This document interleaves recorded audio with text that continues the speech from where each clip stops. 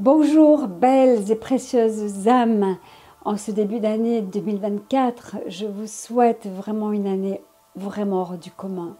Que votre cœur, que votre esprit, que vos familles, que vous-même soyez comblés de toutes les grâces que peut offrir cette année, même si on va encore traverser des processus d'épuration et de réinitialisation. 2024 s'annonce encore comme une année très riche en événements. Et c'est pour ça qu'il nous est demandé d'être forts et très conscients par rapport à tout ce qui est prévu et par rapport aux plans divins qui sont prévus. En tout cas, je me réjouis de vous retrouver cette année à différents moments et de passer cette année et que l'on puisse s'accompagner dans ces grands moments de bascule, de transition pour finalement quitter cette ancienne terre et créer cette nouvelle terre. Alors c'est vrai qu'on trouve sur le net beaucoup d'informations sur 2024, certaines concordent, d'autres pas. Le but, c'est pas de faire des prédictions parce que de toute façon, à chaque instant, tout peut changer en fonction de chacun, justement, où qu'on soit sur la planète. Ce que personnellement, j'ai compris par rapport à cette année 2024, c'est qu'elle s'inscrit dans une espèce de... Alors, je sais pas comment dire ça, une confrontation ou un combat, mais un combat subtil entre ce qu'on appelle les récalcitrants et le reste de l'humanité.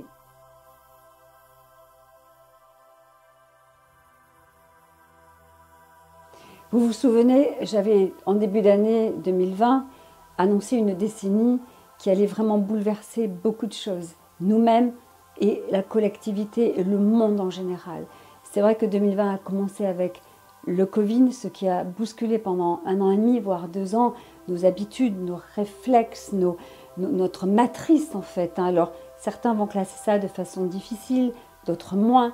De toute façon, rien n'arrive par hasard et Dieu ne faisant pas d'erreur, si le Covid a eu lieu et tout le reste s'est enclenché aussi avec ces guerres et toutes ces catastrophes aussi naturelles, il n'y a pas de hasard et vous le savez. Donc il y a un grand processus d'épuration qui s'est mis en place, mais combiné avec un profond processus de réinitialisation dans notre ADN et dans nos bases carboniques.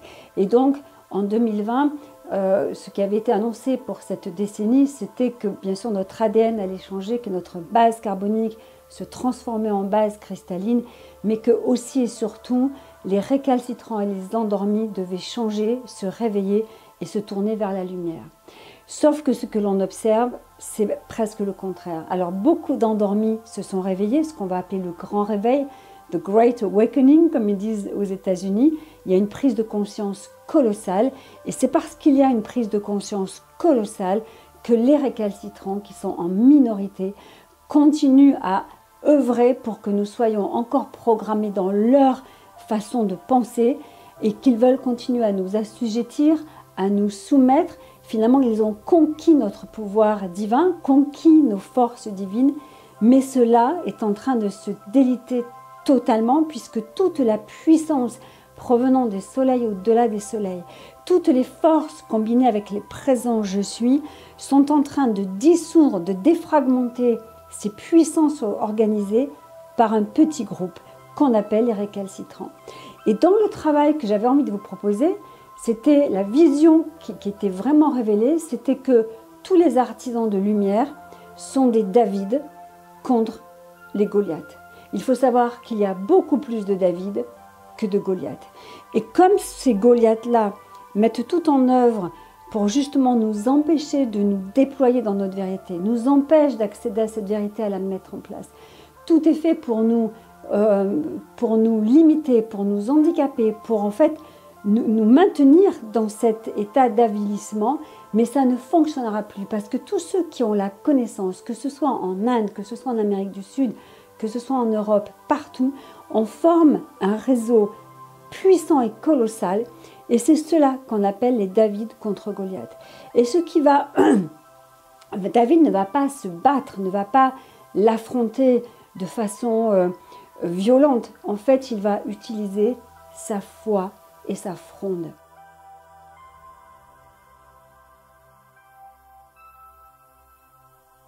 C'est vraiment ça ce qu'on nous demande. C'est qu'est-ce que c'est qui va nous permettre de dissoudre cette puissance créée par ces récalcitrants. Et Dieu sait si ils s'accrochent à leur pouvoir absolument mortifère. C'est notre foi, c'est notre amour, c'est nos vertus, ce sont nos invocations, notre engagement, la vision que l'on maintient du nouveau monde. C'est maintenir avec Marie le concept immaculé de la nouvelle terre. C'est utiliser tous les outils qui nous permettent justement de nous dépasser, comme la flamme violette, la flamme de la résurrection. Garder à chaque instant une parole pure, des intentions pures, des projets purs qui élèvent chacun.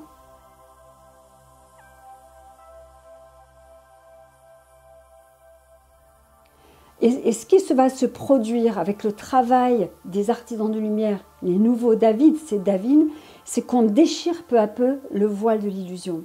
Et on voit bien aujourd'hui, tout remonte à la surface.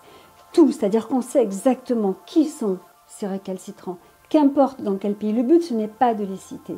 Et en fait, elles exercent vraiment, elles mettent tout en œuvre pour nous empêcher cette expansion de conscience et la manifestation de ce nouveau monde.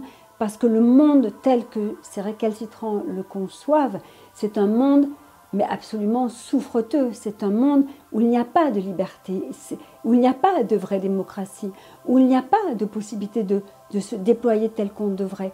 Les lois divines ne sont pas valorisées, les valeurs ne sont pas là.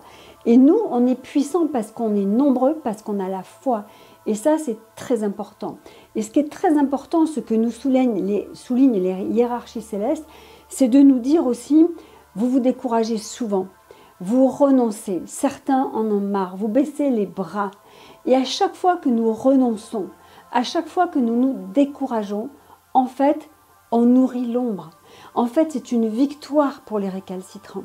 Alors je sais, il faut de la détermination, il faut de la constance. Mais ça, c'est notre travail. Chacun de nous s'est incarné pour ça. Chacun de nous s'est incarné pour cette transition dans cette décennie hors du commun.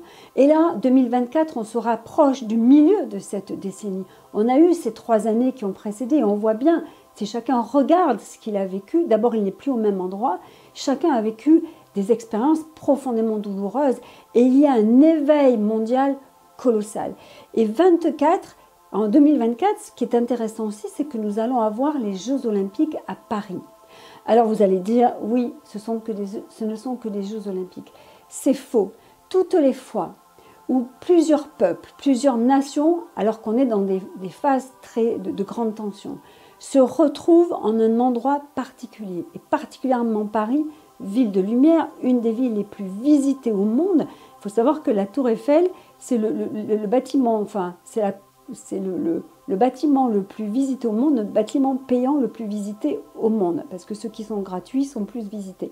Et en fait, à Paris convergent chaque année mais des millions de touristes, et là, on va faire converger sur Paris, qui est la ville lumière, qui est une ville flamboyante, qui reflète tellement de beauté, de splendeur, d'audace, de subtilité, et une histoire aussi très riche. Les Jeux Olympiques sont toujours utilisés par les êtres de lumière pour déverser dans chacun et dans toutes les nations, justement toutes ces vertus provenant des soleils au-delà des soleils. Et donc Paris se prépare à cet événement, il n'y a pas que Paris, puisque d'autres villes ont été choisies aussi, et cette convergence d'athlètes où on se rencontre pour mesurer notre excellence, mesurer nos capacités à déployer le plus beau de nous-mêmes. Alors, vous allez dire, il y a des distorsions aussi, mais comme partout. Mais entre parenthèses, toutes ces nations se retrouvent dans la paix, dans la convergence de l'excellence. Et ça forme une coupe particulière. Et toutes les fois où il y a des Jeux Olympiques, c'est toujours utilisé pour servir de coupe, de Graal. Et chaque athlète, chaque personne qui sera présente retournera dans son pays chargé de cet amour inconditionnel. Parce que Paris, c'est aussi la ville de l'amour, c'est la ville des lumières, c'est l'amour de la beauté. Et donc, chacun va repartir avec cette puissance qui sera accrue dans le cœur et les cellules de chacun. Donc oui, les Jeux Olympiques vont contribuer également à faire un pas en avant ou un bond en avant. Et ce qui nous est vraiment demandé lors de ces Jeux, en tant qu'en tout cas français déjà, c'est de maintenir la vision la plus glorieuse de ces Jeux, de les protéger, de faire en sorte que tout se passe tel que la volonté céleste le souhaite, dans la paix, l'harmonie, l'unité de tout ce qui est. Donc ça va être très très très puissant, et c'est déjà très puissant en termes d'énergie.